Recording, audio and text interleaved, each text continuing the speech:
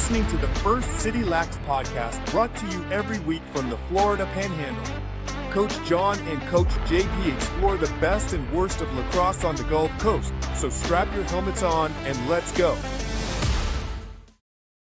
Hey everyone, welcome back to the First City Lacrosse podcast, the second greatest lacrosse podcast on the planet. I'm your host, Coach John, along with my host, Coach JP, as always, and we are very thrilled to welcome our good friend and Bayhawks head coach, Thomas Doyle. Coach Tommy, welcome, sir. Thank you. Thank you for having me on.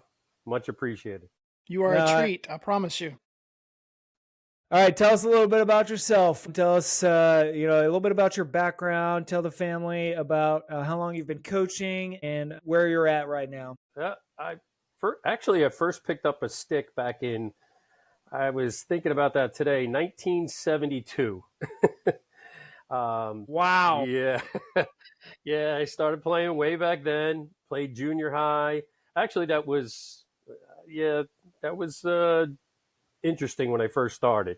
But went through junior high, then high school, then played a little bit in college.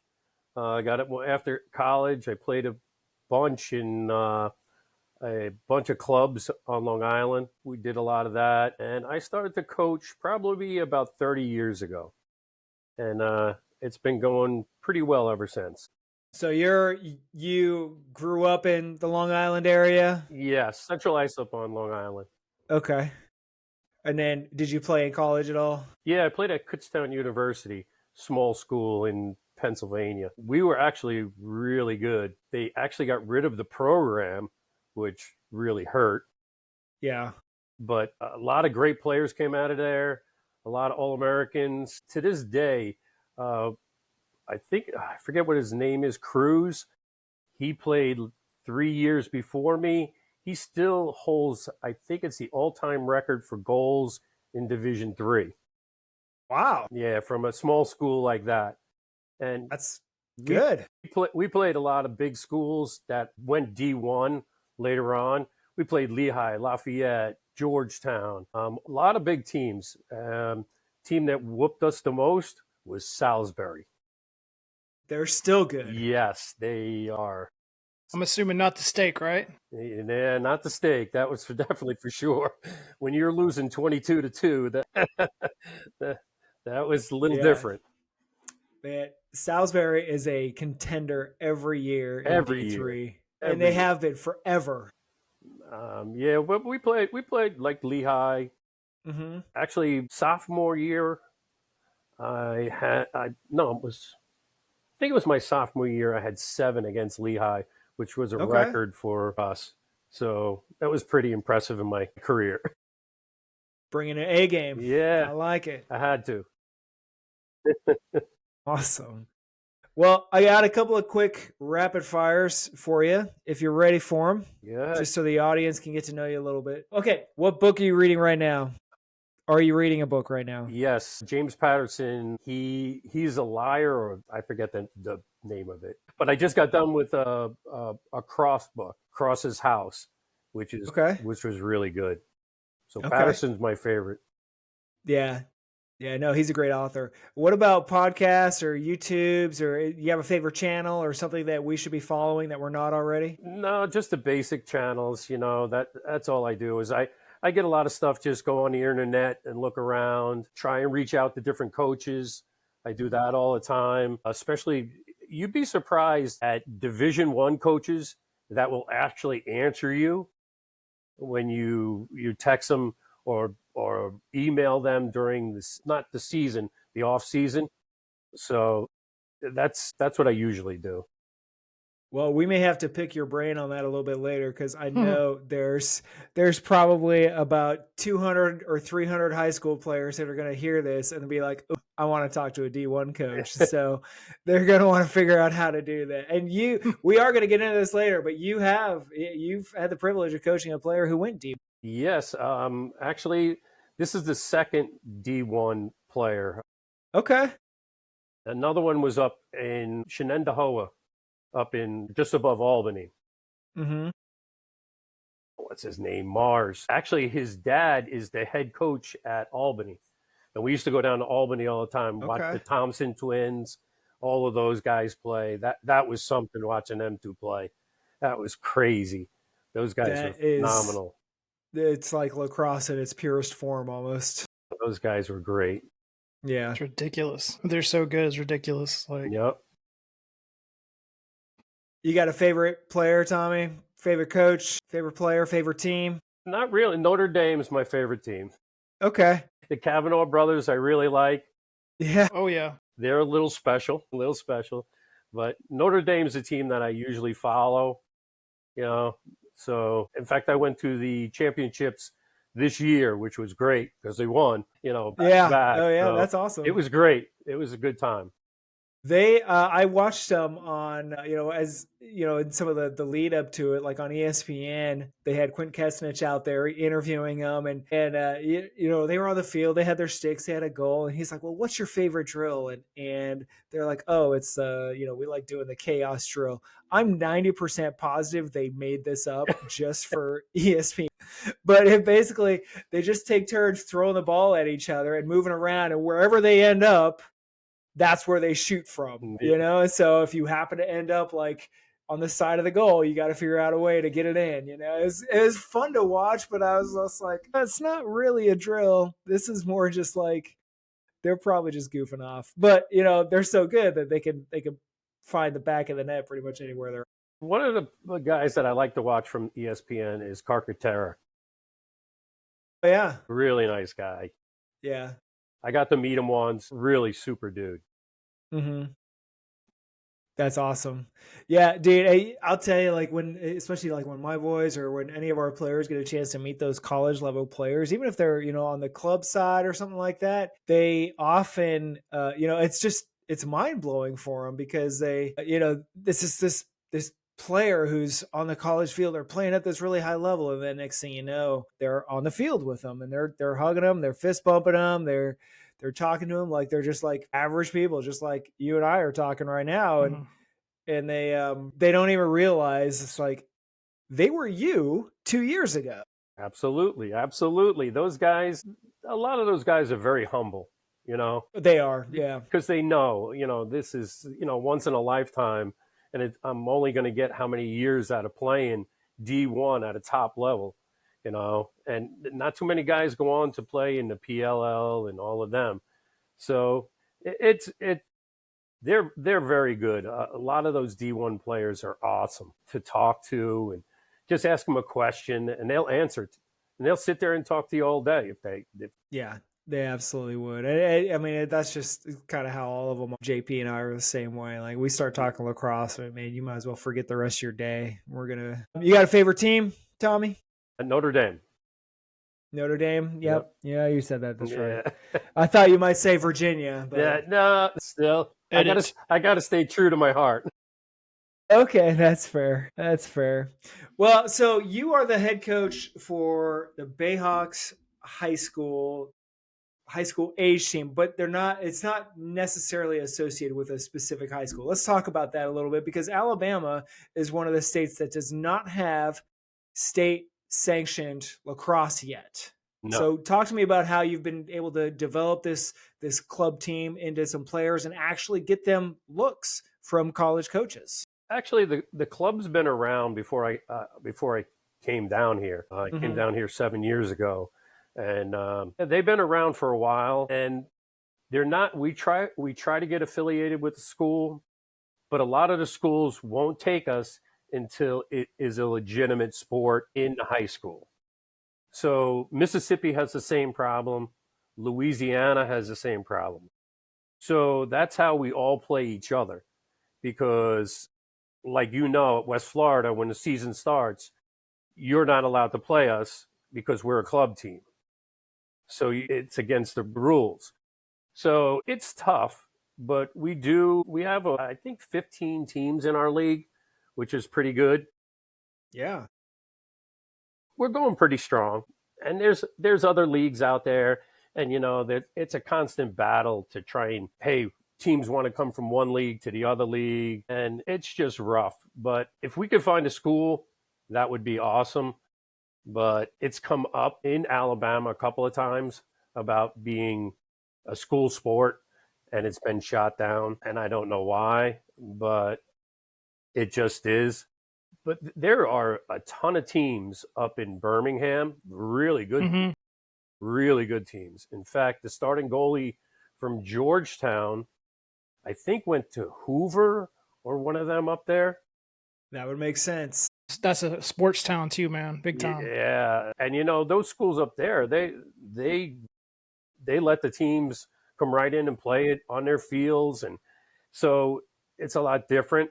We've gone up there and played a couple of the teams, like Auburn. We lost by 1 to Auburn. Yeah. So we played a couple of teams from up there, but it's just the drive, and parents don't want to drive. Yeah, there's no school bus or anything like that. Yeah. So yeah. You don't get any of the benefits that, and I say benefits loosely because most of the lacrosse teams in this area don't get much support from their school districts or schools at all, other than it's like, yeah, go team, but right. as far as money or anything like that, you're never going to see them. Like I say never, that's probably not true, but football in the South is huge. Baseball in the South is huge. So when you have a football team, like you're going to have a pep rally every home game, on the Friday for a home game. Are you ever going to see a pep rally for your lacrosse team? Maybe if they make it to the state championship or a regional championship game, you might see one then. But outside of that, for a normal game against a crosstown rival, nah, you'll be lucky if you get 200 people in the stands. Right. See, that makes the difference between northern lacrosse and southern lacrosse right there. True. We were talking about kind of like, just everybody knowing what it is, versus like, yeah, we get 20 parents show up for, a high school team or a high school game. Like, come on. Anywhere up north, it's just like, it's packed. It's like they have lacrosse fields. Yeah. You know what I mean? Not just a lacrosse field that we're playing lacrosse on a football field. You know what I'm saying? They actually have the dedicated fields. It's pretty crazy. Mm-hmm. Like up there, my son, he had 3 different helmets from the school. Jerseys, like, they just printed up jerseys, at the drop of a dime. They had a veterans game and they all had military, like kind of shirts on and camo shirts just for one game. And the school gave it to them, and there's 45 players on the team. And they got to cut people. West Florida and us, we don't cut anybody. We take them all. No. Yeah, we have to almost. Yeah, and that was one thing it was hard for me to get used to coming down here, and then kids going away like for vacations and stuff like that during the middle of the season. And to me, up north, that's unheard of. You don't. Sorry, you guys go, family go. I'm staying with somebody. Yeah. But that doesn't happen down here, which someday it will. Someday it will. I hope so. I think those days are coming. We might be a decade or so away from something like that. But the fact that it's grown as much as it has in the last few years, and I know you've seen it. You said you've been here for 7 years. Yep. You've seen it. I don't know much about the first teams you coached. I know you started coaching with us very early on. Mm-hmm. And those teams we had barely enough players to put on the field and maybe a handful of subs if we were lucky, I do want to say there is so much talent down here. Yeah. And it's, people don't realize that. People say, oh, down south. But some of our players, if we started them 4 years earlier, 3 years earlier, they could get to that point very quickly. Yeah. But it's just to the point where you're not getting kids in at 5th grade, 6th grade, to play. And it's rough getting that. Not very few. I know of a couple of them, but not a lot. Well, but there is a lot of talent here. A lot of. Well, yeah, there definitely is. I mean, all 3 of us, we know of at least one player. We won't say the name, just, he's a young player, but he went to a showcase up in Maryland and he made the All-Star team for his age division. Like, that's really incredible. He might be the first player I know of from down here that went up there to a Maryland showcase or anywhere on the East Coast, really, and made an All-Star team. Like, that just doesn't happen very often. So, I mean, the players, you're right, Tommy, they're very talented. They're very athletic. They work really, really hard. The problem really isn't the athleticism of the players. I would contend the problem is the IQ of the coaches. Yeah, absolutely. Absolutely. And you know what? We do have a bunch of really good coaches in in the area. I mean, there are. I mean, like when I coached with y'all, it was like, hey, these guys know what they're doing. You know, it's not like some dad that just came off the sideline and it's going, hey, okay, a ground ball, you know. No. Which again, we appreciate. That's, I mean, I'll take that any day of the week. I mean, that's how most of us got started, Exactly. honestly. And everybody has to start somewhere, but also there is no substitute for experience. There really isn't. So, No. And just because you're a good player, I think it's pretty obvious. It doesn't make you necessarily a good coach. Absolutely. Vice versa. Absolutely. I've known a lot of really good players from the island, and they tried to coach with me, and I said, you have to leave. You fired them. You just got to leave. I mean, I can't do this. I mean, but it is. Yeah. There's a lot of good talent down here. And it's hard to get them those looks.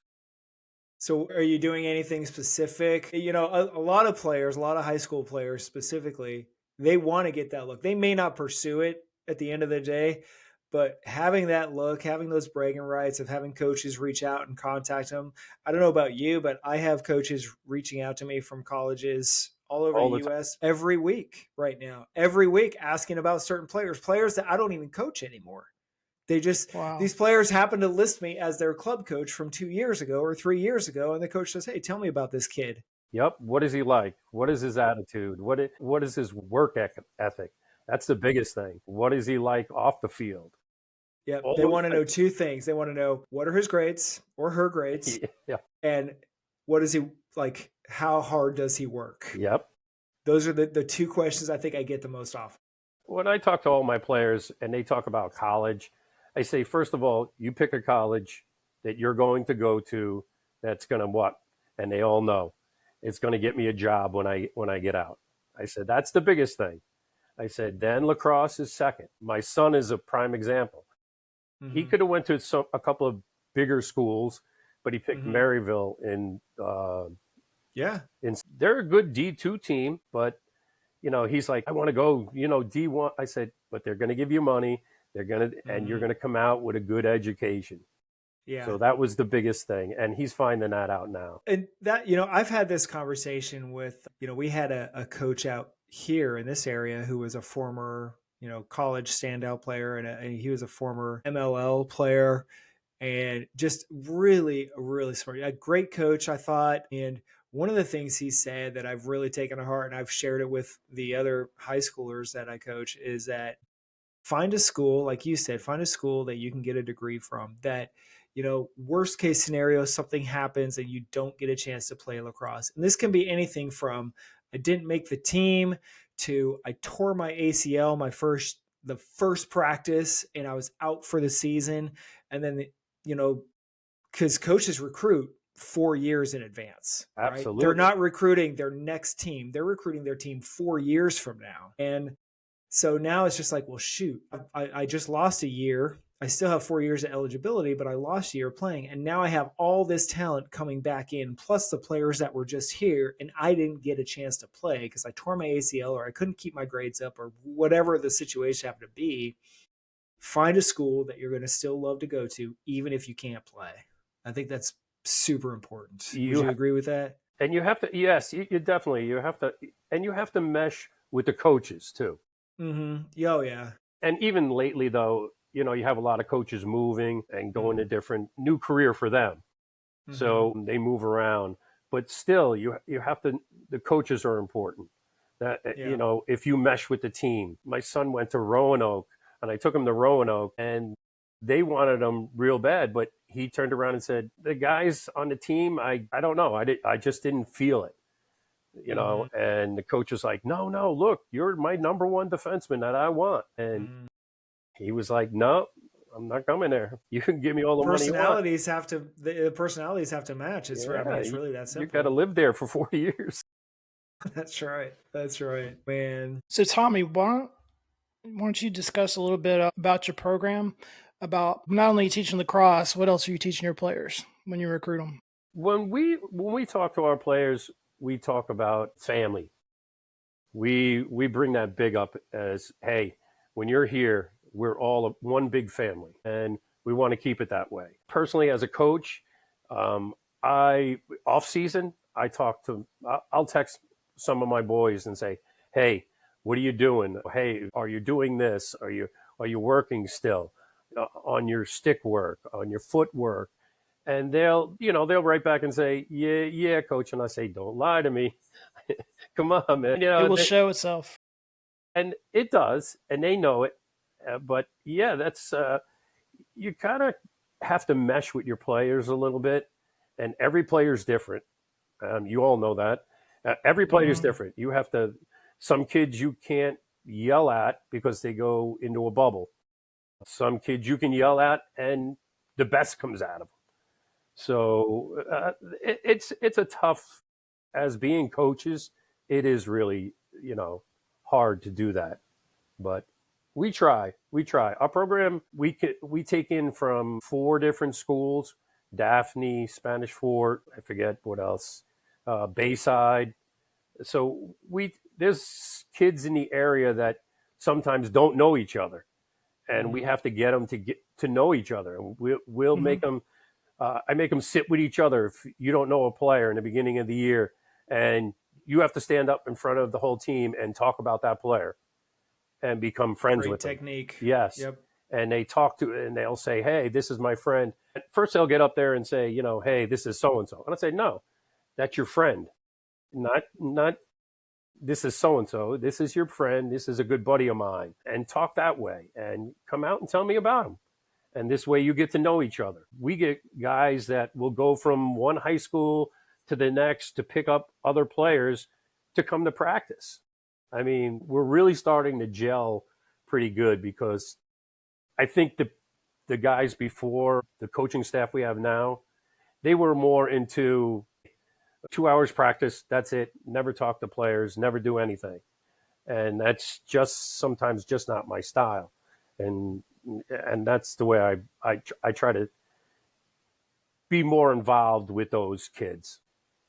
It's a hard thing, but it's a good thing. It's a good thing. Yeah. Well, I think as the coach, it's our job to sort of bridge the gap. And I've said this so many times, but as coaches, we have to find the way to communicate effectively with that player, whether, like you said, it's bringing everybody together as a family is really important. Some players respond better to things like you put your arm around and be like, hey man, everything okay? Like, I noticed that you're not playing at your normal potential. How can I help? And then there's other players that will respond very well if you get in their face and be like, you're not performing. You're coming off the field unless you start performing. Yes. And it's our job. It's not the player's job to figure that out. It's our job to figure that out as coaches and meet them in the middle. And, we're dealing with young men. And, they're going through their stages and they have things going on in their life. And, sometimes we don't think about that. We don't think, hey, he broke up with his girlfriend and, yeah. and stuff Trust like me, it is. It's stuff like that all of a sudden a player comes to practice and he's just, moping by himself, and you have to get that out of him and talk to him. So, yeah. Well, I've seen the way you deal with players when we were doing Narwhals this past season. Just the respect, those amount of respect the players have for you. I mean, the amount of respect we have for you also. But I've heard you pull a couple of kids aside and talk to them and just about different things, and it's pretty impressive, man. I'd play for you in a heartbeat. You wouldn't make the team. You're probably right. It's funny because it's great coaching with the Narwhals and you guys, because I get a chance to do that sometimes when you're the head coach and you got so much going on the field, you can't do that. So it's great to have assistant coaches, and that's like with my staff. It's great because a player could come off and I can say, hey, go see Coach Capstraw. And he knows exactly what I'm thinking. And he'll say, okay, this is what coach is talking about, how to defend somebody. Don't let them come over the top. You're letting them do that too much. You got to move your feet. If a guy's taking you one-on-one and coming running at you, you have to backpedal a little. You can't stand still like your feet in the cement blocks. You just can't do that or you're going to get beat. And it's great to do that. And that's what I mean. It's like this summer, this past couple of months when I coached with you guys, I got a chance to do the other side and talk to players, which was great. I mean, I like that. And JR's out there trying to control, the box and this at the same time. And how I know that's a rough job to do. That is super hard.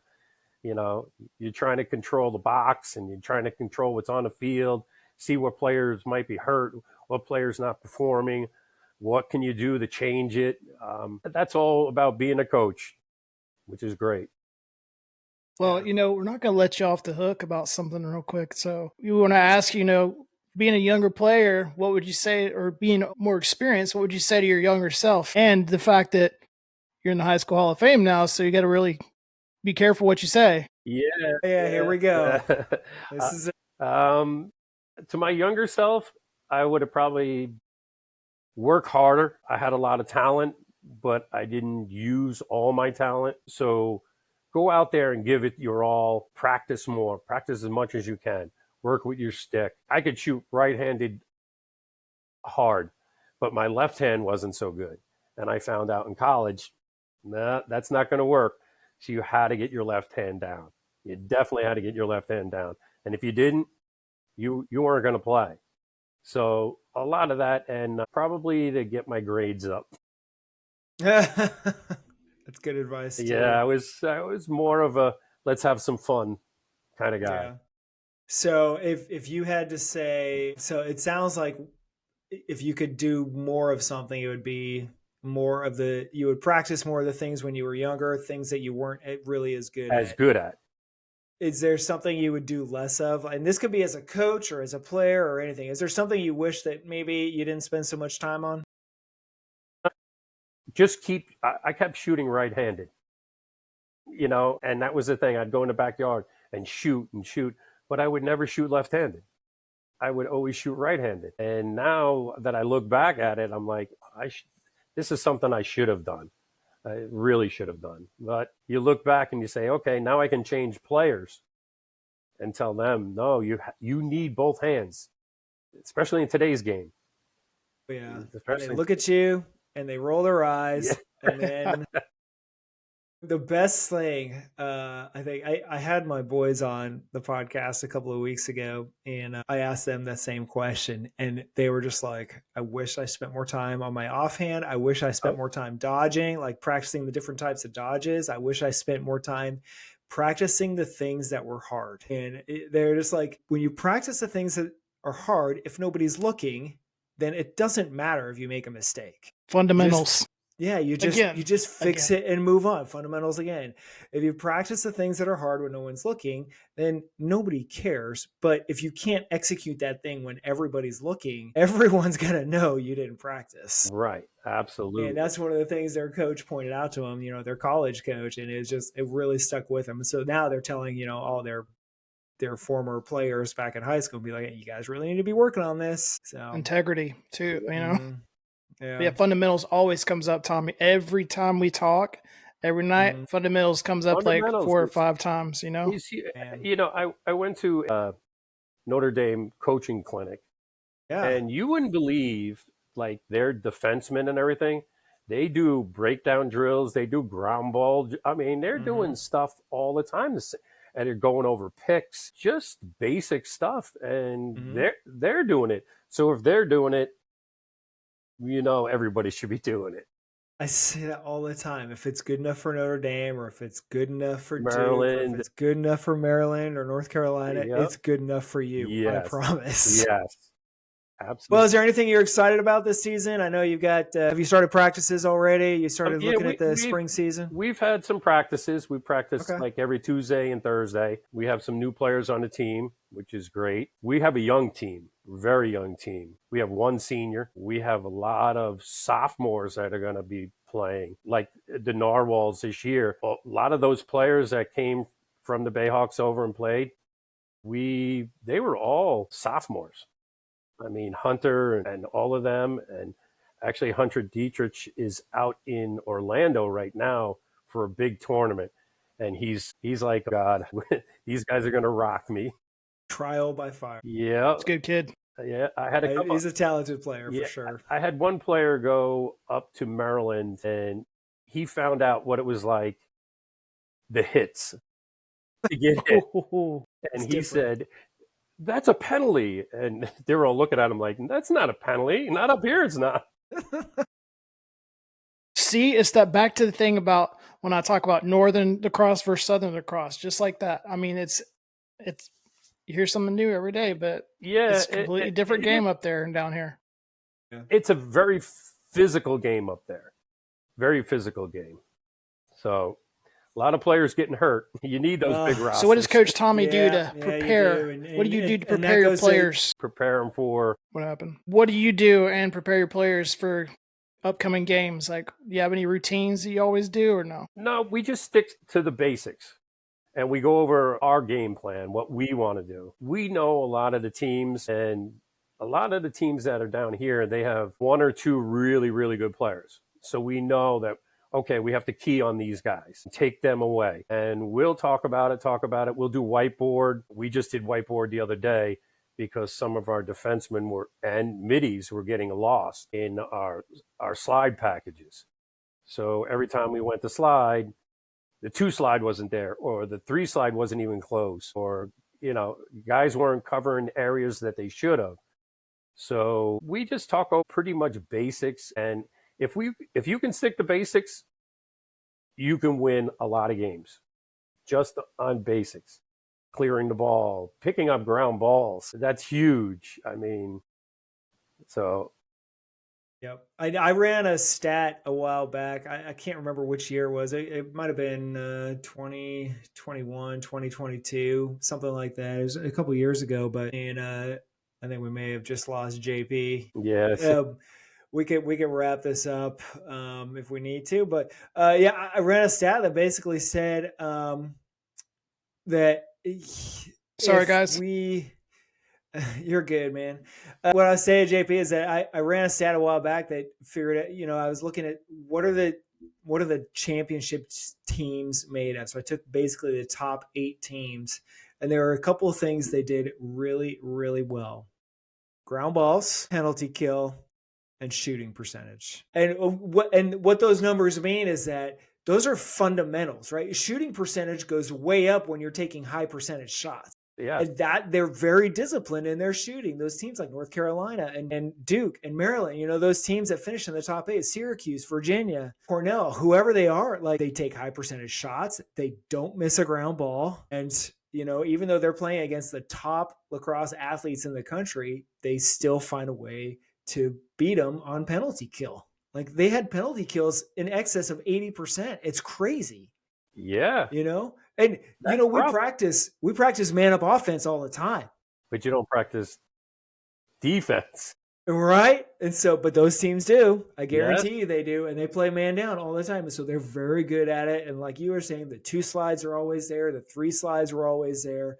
They don't miss much. Like if you get a score on a man, even if you're man down on one of those teams, you earned it for sure. Yeah, there was a couple of games we were actually 2 men down for like 2 minutes, and we still kept them out, and they didn't score. And if you can do that, and you rotate right, and you do the right thing, you're gonna stop them because they're not gonna know what to do. Because it's not just a free shot. Like you said, that high percentage shot, they're not taking. They're taking a 25-yard shot that's like, really? Come on. Well, as we get ready to wrap this up, Tommy, is there anything you're looking forward to this season? I'm looking forward to our boys doing very well. We should do well. We're a young team, but we have some really good players. we've won the championship the last 3 years in a row, and we're looking to get number 4. And with the players we have right now, I think we can do it. It's just getting them to believe in themselves. They need to believe in them. With boys, it's hard to do, man. Keep their head straight, you know? They're always like in their head. And I'll grab players once in a while and I'll tell them, listen, I believe in you. So you have to believe in yourself now. Yeah. And you'd be surprised what kids go out there and they go, oh my God, yeah, I can do that. And you're like, yeah, you can. And they just have to have the confidence in themselves.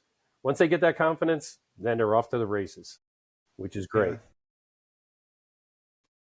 That is a great point to end on. Tommy, if people wanted to get in touch with you, how do they do it? You could look up on Lower Alabama Bayhawks Lacrosse, and my number's on there. All my coaches are on there. Their backgrounds are on there. Everything's on there. You can get in touch with me anytime. Talk lacrosse. I love talking lacrosse. Me and my son do it all the time. We sit there for hours and just talk. So, but JP, you got anything else for the coach? I mean, you pretty much answered it all. You know, it was a good time, man. Thanks for talking to us and sharing your knowledge with everybody. Welcome. More than welcome. This is a great thing that you're doing.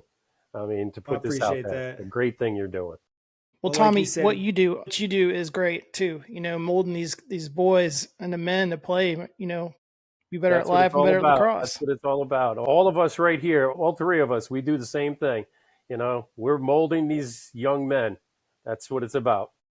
Like you said, I mean, we have a lot of great talent down here, and it would be a shame for them to miss an opportunity just because they're from the South. Yes. They're not from the Northeast, or they're not from Denver, or they're not from Southern California, you know? It would be a shame because there's some really talented players. Yes, here. And a lot of players have to put themselves out there.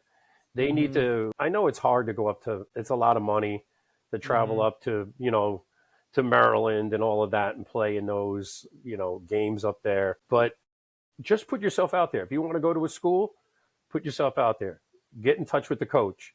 Send them an email. Tell them, hey, you film. I can send you film. A lot of the head coaches don't get that, but their assistants do. And they pick up on that and they'll watch.